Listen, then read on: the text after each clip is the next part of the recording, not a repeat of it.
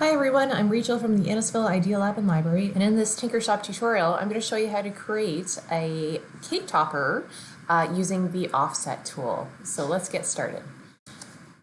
At the Cricut Design Space home screen, please click on New Project and click Create Text. Let's start by creating a happy birthday cake topper.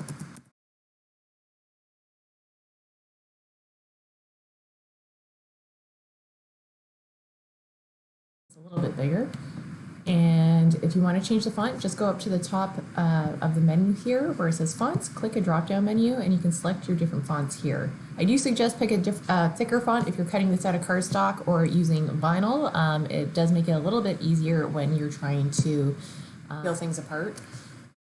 After you have your text and everything sized, click and drag a square around all of your objects. Click Weld. And this will now fuse your two texts together. So click on your text again, and then up here you can see offset. So just click offset,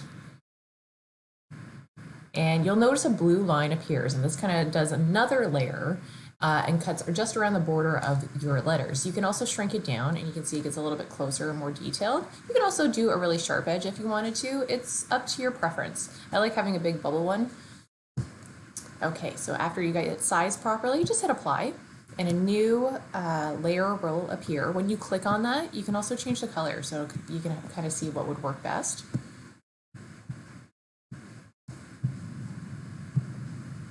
There you go. And there you go. You can just layer those two on together after they're cut out.